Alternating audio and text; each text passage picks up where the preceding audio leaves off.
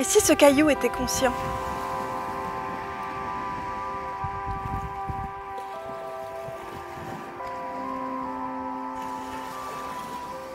Papa? Selon certains philosophes, ce caillou est conscient, vous êtes conscient, je suis consciente, cette banane est consciente, cette statue de cire taille réelle d'Elvis est consciente, ce roseau est pensant, cet homme est complètement inconscient. La conscience est partout, en toute chose. À quoi tu penses? Je pense que la famille, c'est un papa, une maman, et aussi qu'il y a trop d'étrangers en France, et que si toi t'étais une vraie youtubeuse, tu dirais des trucs comme cet épisode est sponsorisé par Display, plus d'infos en fin de vidéo. La théorie philosophique qui défend cette hypothèse s'appelle le panpsychisme, du grec pan qui veut dire flûte, et psychisme, le cassoulet. Cette théorie est défendue par une minorité de philosophes, mais je suis tombée dessus il y a pas longtemps et ça m'a interpellée, du coup je me suis documentée et voilà où on en est. Moralité, n'ouvrez jamais de bouquin. Et pour ces gens-là, donc, tout est conscient. Tout. Si je peux me permettre de t'interrompre bien cordialement, ça veut dire quoi conscient ici? Bah je sais pas, c'est trivial.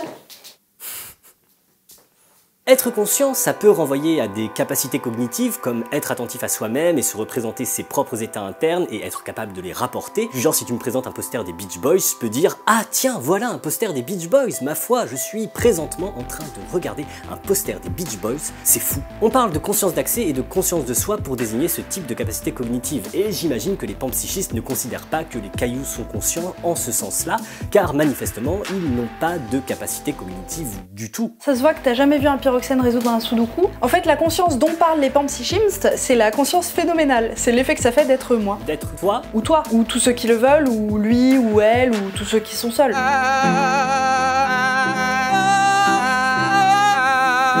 Si tu m'observes attentivement ou si tu te sers d'outils, tu peux savoir que j'ai une hauteur de 1m20, une masse de 3 tonnes 12, une charge électrique nulle et une belle collection du magazine Challenge. Mais personne, à part moi, ne sait à quoi je pense en ce moment. Que je hume présentement une forte odeur de hareng, que j'ai mal au baculum postérieur droit, que je flippe un petit peu que tu commences à me poser des questions sur Bergson. En bref, mon ressenti, ce que ça fait d'être moi. Pour parler avec des mots intelligents, c'est la dimension purement subjective et qualitative de l'expérience consciente, le ressenti intérieur, le vécu en première personne. De l'intérieur, quel effet ça fait d'être une youtubeuse à succès aussi brillante que modeste? Une pipistrelle, ou ma sœur Fiona, un dauphin ou un caillou. Les philosophes disent aussi les qualia, ça fait très chic. Non, ça c'est une espèce de marsupial arboricole herbivore endémique d'Australie et le seul représentant encore vivant de la famille des Phascolartidae.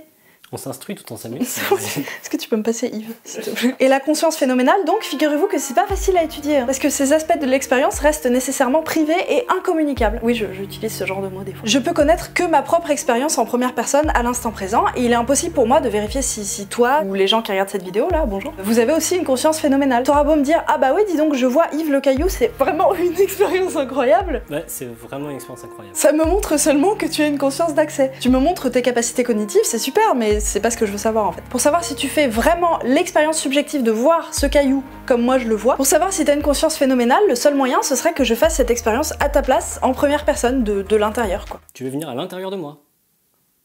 Balance ton porc. Et pour en venir au panpsychisme, donc, cette théorie revient à attribuer une dimension intérieure de ce type-là, pas seulement aux objets humanoïdes comme vous et moi, mais à absolument toute chose dans l'univers, même celles qui n'ont pas de capacité cognitive. La conscience phénoménale serait juste un truc fondamental qui se manifeste partout, jusque dans la moindre particule élémentaire. Chaque atome, chaque électron, chaque proton, chaque neutron aurait une dimension intérieure subjective des qualia. Il y aurait un effet que ça fait d'être un proton, d'être un caillou, d'être la Terre, Philippe Geluc, un pot de pétunia ou un trombone. Prenez Yves. Yves a une masse, une charge électrique nulle et la truffe humide. Si on le lâche, il tombe vers le sol. S'il est magnétique, il sera attiré par un aimant. Ces caractéristiques physiques décrivent le comportement de l'objet d'un point de vue extérieur. C'est un peu comme moi, si tu me présentes une motte de beurre, je vais être attiré vers elle. Oh oui quoi, c'est bon le beurre. Et parce que je suis une être humaine, vous supposez que j'ai un effet que ça fait d'être attiré par le beurre. Et parce que les panpsychistes supposent, c'est la même chose pour Yves le caillou. Il y a en lui un point de vue intérieur, un effet que ça fait d'être attiré par un aimant. Alors Yves, qu'est-ce que ça te fait d'être attiré par un aimant?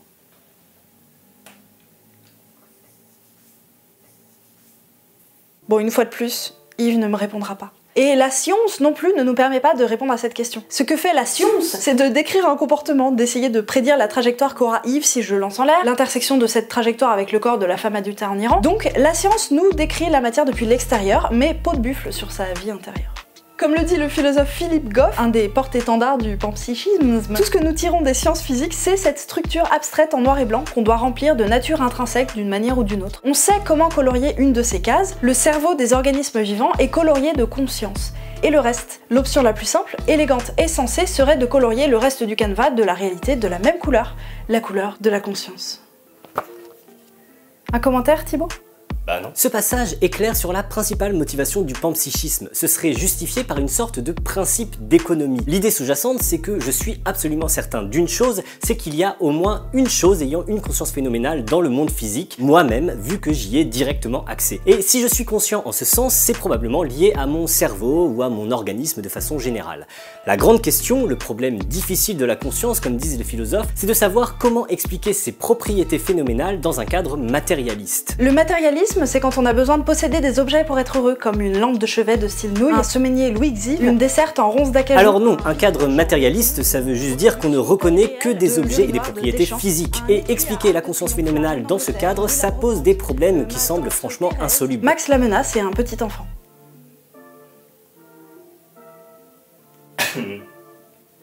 D'abord parce qu'il y a beaucoup de raisons pour lesquelles réduire les propriétés phénoménales à des propriétés physiques semble condamné d'avance, vu que les premières sont des trucs subjectifs, privés, incommunicables, tout ça. Et ensuite parce que poser un critère pour délimiter quels organismes, quelles portions du monde physique disposent de conscience phénoménale et lesquels n'en disposent pas, ça a toujours des conséquences plus ou moins absurdes, ou arbitraires, ou déplaisantes. Donc on a un problème général d'explication, comment expliquer la conscience phénoménale dans un cadre matérialiste, et un problème plus particulier de délimitation, où se situe la limite entre ce qui a une conscience phénoménale et ce qui n'en a pas. Et ce qu'il y a de bien avec le panpsychisme, c'est que c'est une solution économe à ces deux problèmes à la fois. D'une part, on va dire que les aspects phénoménaux sont juste fondamentaux, irréductibles à quoi que ce soit d'autre, donc ça se passe d'explication, mais du coup on n'est plus dans un cadre matérialiste, on admet que les objets et les propriétés physiques n'épuisent pas tout ce qu'il y a dans le monde, il y a des aspects non physiques, et d'autre part, vu que la phénoménalité est un aspect fondamental de la réalité, et que tracer une limite entre ce qui a une conscience phénoménale et ce qui n'en a pas semblera toujours arbitraire, autant ne pas tracer du tout de limite, on admettra juste que toute chose a des propriétés phénoménales qui seront plus ou moins riches et étendues selon la complexité de la chose, mais il n'y aura jamais qu'une différence de degré de conscience entre le caillou et la Valentine, et non une différence de nature. Le caillou est très peu conscient, et la Valentine est plutôt pas mal consciente, ça va. Au demeurant, ce genre d'idée se trouvait déjà chez Leibniz, si vous voulez tout savoir, avec ses histoires de monades aux perceptions plus ou moins confuses ou claires,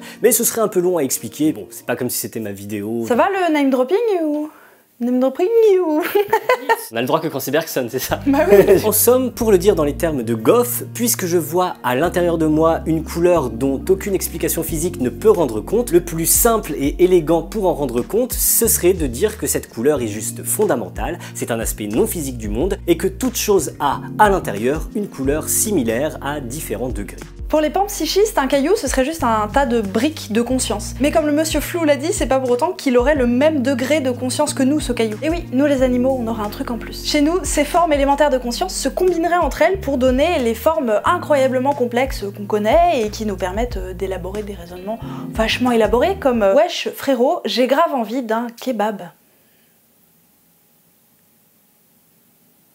Bon alors si on en croit Goff et ses comparses, toute chose serait consciente, même les trucs morts. Simplement quand on est Fiona, il y aurait plus d'interaction entre les briques de conscience de notre corps. Comme pour le caillou, ou cette girafe empaillée, ou cette discographie complète de Patrick Hernandez. Cela dit, le gros point d'interrogation c'est de savoir comment on passe d'un tas de petites consciences élémentaires à une belle et grosse conscience comme la nôtre. Tu veux voir ma belle et grosse conscience ?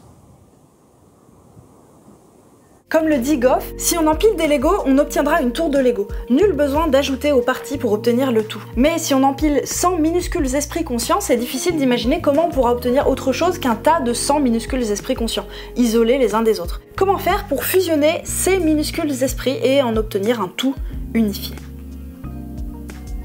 Aujourd'hui, les panpsychistes n'ont pas de solution à ce problème, qu'ils ont baptisé le problème de la combinaison, the combination problem. Mais ils travaillent d'arrache-pied pour essayer d'y apporter une réponse. Et puis la différence entre ce caillou et moi, c'est que d'après les panpsychistes, plus la chose est organiquement complexe, plus sa conscience serait développée. Et oui, évidemment, l'humain est au-dessus du reste. On sait bien qu'on est plus évolué que les autres trucs sur Terre. Cela dit, c'est vrai qu'on est plus évolué qu'un caillou, vu qu'un caillou, ça évolue pas en fait. Sauf dans les Pokémon. Vous vous demandez peut-être si tout cela est bien scientifique au fond. Et bah un panpsychiste vous dira ouais t'inquiète frère c'est grave scientifique sa mère parce que ça s'appuie sur la théorie de l'information intégrée. IIT, Integrated Information Theory. La théorie dominante de la conscience, la leading theory of consciousness. Même que le grand philosophe de l'esprit, the great philosopher of the spirit, David Chalmers, le dit dans son TED Talk. You, and you, and you.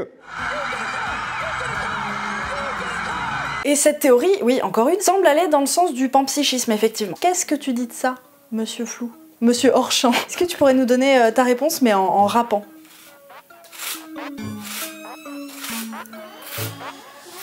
Alors l'IIT, c'est en gros une théorie qui postule qu'une certaine propriété formelle, que ses créateurs appellent phi, c'est méta, détermine le degré de conscience d'un système. Mais notez bien que c'est purement formel, et surtout c'est totalement spéculatif. Rien ne permet de justifier cette identification de cette valeur phi à un degré de conscience. C'est une just so story.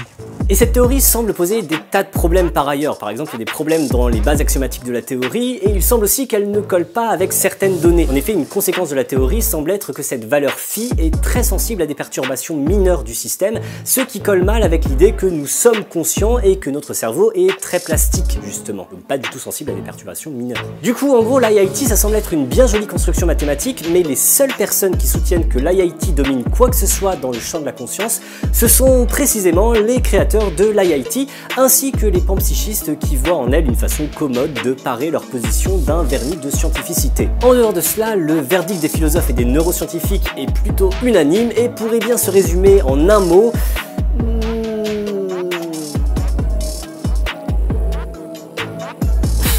Voilà.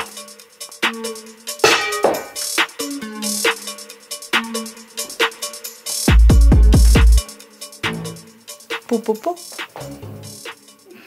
Donc pour en revenir à Yves, est-ce que c'est un caillou pensant? Et bah si on en croit ces hippies de panpsychistes, a priori peut-être éventuellement un tout petit peu, mais de toute façon pas assez pour méditer sur le sens de la vie, ni pour résoudre les mots fléchés du 20 minutes. Après c'est mignon, mais c'est super chaud à vérifier une hypothèse pareille de toute façon, parce qu'on est incapable de vérifier si un truc ou un organisme est conscient ou pas, comme on a causé par-devers nous au début de la vidéo. Alors donc c'est ça la philo, vous apportez toujours plus de questions mais jamais de réponses en fait. C'est-à-dire qu'on apporte parfois plusieurs réponses à une même question, c'est ça qui cause le problème finalement. Ouais, t'es pas vraiment dans le champ là. Là, pour ces questions de conscience phénoménale, l'approche la plus répandue est d'essayer de lui faire une place tout en restant dans un cadre matérialiste, c'est-à-dire sans supposer qu'il y ait autre chose que des objets et des propriétés physiques, même si ça pose pas mal de problèmes. J'en parlais d'ailleurs avec David Loapre dans notre vidéo sur la conscience, d'ailleurs ça c'était bien comme collab, ça c'était bien. Ouais. Sinon, il y a une autre solution radicale. Plutôt que de repeindre le monde aux couleurs de la conscience, on peut juste nier que cette couleur intérieure existe. Autrement dit, nier l'existence de ces aspects phénoménaux de l'expérience. C'est la position des illusionnistes et clairement ça résout d'un même coup les deux problèmes d'explication et de délimitation de la conscience phénoménale dont je parlais tout à l'heure. Ça résout le problème de l'explication puisqu'il n'y a plus rien à expliquer et le problème de la délimitation vu qu'il n'y a plus rien à limiter non plus. C'est commode. Par contre, ça crée un autre problème du type comment se fait-il que nous n'ayons pas de conscience phénoménale alors que quand même on dirait bien qu'on en a? Ben oui, le fait que je sois pas morte à l'intérieur, c'est pas genre le seul truc absolument certain dont je puisse être certaine avec une absolue certitude. Si, j'ai fait une vidéo là-dessus justement, ça s'appelle J'ai mal, c'est très très bien. Et j'ai aussi une interview d'illusionniste. Mais c'est pas le moment où on fait sa pub. Pardon. Allez voir sur sa chaîne l'interview de Gérard Magex. En fait, il ressemble beaucoup à Alexandre Astier. C'est très méta. Illusionnistes et panpsychistes sont vraiment assez proches parce qu'ils partent du même constat, à savoir qu'on ne peut pas expliquer la conscience phénoménale dans un cadre matérialiste. Mais la différence, c'est qu'ils n'en tirent pas les mêmes conclusions. Pour les uns, ça veut dire qu'il faut sortir du cadre matérialiste et admettre que la conscience phénoménale est partout, et pour les autres, ça veut dire qu'elle n'est nulle part, pas même en nous. Dans les deux cas, ça veut dire quand même qu'on a plus en commun avec les cailloux qu'on ne l'imagine. Soit parce que eux aussi ont cette dimension subjective dont on pense bêtement être les seuls dépositaires, soit parce qu'on est aussi vide à l'intérieur qu'eux. Ça veut dire quoi dépositaire? Donc nous voilà bien avancés quoi. Au final, chaque théorie a ses trous à combler. Tu veux que je comble tes trous? En tout cas, le panpsychisme et l'illusionnisme, ça reste des théories minoritaires en philosophie de l'esprit. La théorie dominante actuellement, c'est plutôt le fonctionnalisme, mais c'est un peu long et chiant à expliquer. Si vous voulez en savoir plus, allez plutôt voir la super vidéo de David Loapre avec aussi Monsieur Phi dedans, qui dit plein de gros mots. Je pense à mon public mineur. Je pense souvent à mon public mineur. Alors, entendons-nous bien. On peut s'habiller comme on veut, hein, mais celles qui ont des jupes trop courtes, faut pas qu'elles s'étonnent s'il leur arrive des trucs. Et puis on oublie un peu trop les valeurs républicaines. Et en même temps, se faire siffler dans la rue, bah, c'est un hommage, voilà, c'est un compliment. En fait, si vous voulez tout savoir, moi je dis qu'il faudrait interdire l'avortement et rétablir la peine de mort. Voilà, c'est aussi simple que ça. De toute façon, aujourd'hui, on peut plus rien dire. Sans transition, cette vidéo est sponsorisée par Displate. Oh là là, mon tout premier sponsor, ça y est, j'ai vendu mon âme. Vous voyez ces magnifiques posters? Et bah c'est moi qui les ai designés. Et ouais, et vous pouvez les retrouver dès maintenant sur ma boutique en ligne sur le site de Displate. Et oui, car Displate, c'est des posters en métal avec une impression de qualité supérieure, comme le jambon, mais sans la couenne. Et si vous n'aimez pas mes designs, vous n'avez pas de goût, mais vous pouvez trouver plus de 800 000 autres posters sur leur site. Voilà, il y en a même pour les géologues, hein, c'est pour dire. Je vous ai fait une petite sélection de mes préférés, si ça c'est pas prévenant, quand même. Les impressions sont faites à la demande, livrées en quelques jours, et les plaques se fixent très facilement au mur avec un système d'aimant. C'est super facile à faire et comme ça vous pouvez garder vos clous pour d'autres choses plus utiles comme crucifier des messies. En plus, pour chaque poster acheté, Displate plante un arbre. Allez zioter ma boutique en ligne, voilà, vous me direz ce que vous pensez de mes exclus quand même, j'ai passé un petit peu de temps dessus, j'en suis un peu fière. Et gardez l'œil ouvert parce que je vais en ajouter d'autres au fur et à mesure. Et puis si vous voulez utiliser mon lien affilié en description, c'est très important, comme ça vous avez une réduction et moi j'ai de la thune, c'est win-win. Soutenez les artistes de talent, soutenez les vidéastes que vous soutenez. Et offrez-vous des amis, puisque selon les panpsychistes, chacun de ces posters a sa propre conscience. Et on sait à quel point vous êtes seul en ce moment. À bientôt sur Displate. Au final, chaque théorie a fait 3 à combler. De vomir. Mal à dire trop. Ah! Depuis que j'ai offert cette conscience à ma femme. Et merci 1000 fois Monsieur Phi d'être venu sur ma chaîne de l'autre côté. Allez voir sur sa chaîne, il y a plein de trucs vachement intelligents pour des gens cultivés et tout, et c'est trop bien. N'oubliez pas de vous abonner à Homo Fabulus. Et d'activer la cloche. Il y a l'accent qui ressort. Merde, c'est parce que j'ai trop de personnages. N'oubliez pas de vous abonner. L'autre il se bidonne derrière. D'activer la cloche. Je ne veux plus me défaire de cet accent. Il faut que je pense au yaourt. Et n'oubliez pas d'activer la cloche. La cloche. La cloche. La cloche. Abonnez-vous à Homo Fabulus. Putain, mais il y a toujours un putain de... Yaourt. Abonnez-vous à Homo Fabulus. Et n'oubliez pas d'activer la cloche.